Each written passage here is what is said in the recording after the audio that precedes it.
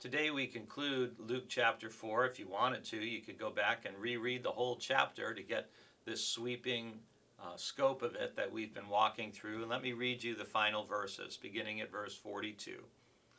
At daybreak he departed. This is after curing and healing so many people and casting out demons. At daybreak he departed and went into a deserted place, and the crowds were looking for him.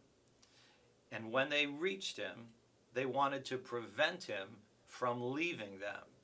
But he said to them, I must proclaim the good news of the kingdom of God to the other cities also, for I was sent for this purpose. So he continued proclaiming the message in the synagogues of Judea. This is just a brief summary, 3 verses, but it tells us a great deal. First of all, Jesus, you might think, why is he leaving? Look how popular he is. Look at all the people coming to him. Isn't the whole point to grow a ministry? You could kind of see that as a temptation or a trap, if you will. But he leaves and he goes to a deserted place. Jesus knows and understands the importance and the value of solitude. He's been pouring himself out in healing and all of that, surrounded by people, and now he needs to recharge his own spirit.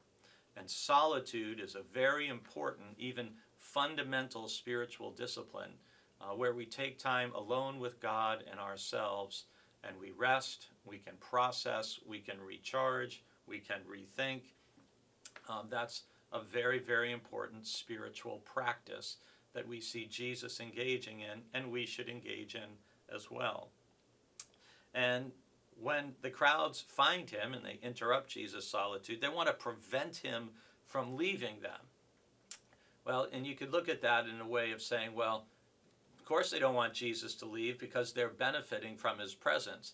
I mean, if you had someone around who could heal any member of your family or a friend who was sick, right, you wouldn't want him to leave either. So we can understand why they're like, no, don't go, don't go, don't go. But Jesus has a clear understanding of who he is and what his purpose in life is.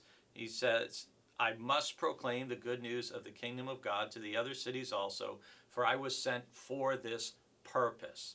Jesus understands his life purpose. And when you have clarity about your purpose, it makes it much easier to make decisions about what to do and what not to do.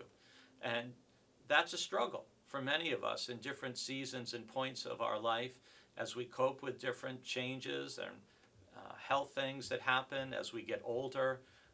Having clarity and discernment about what is God's purpose for me now, in this moment, in this time in my life, even if I may have, for example, some physical diminishments that prevent me from doing things that I could do before.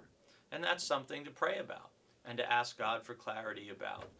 Jesus knows what he was sent for, and so he continues his ministry proclaiming the message of the kingdom of God, which is good news, in the synagogues of Judea. I pray God will help you as you think about your life purpose today.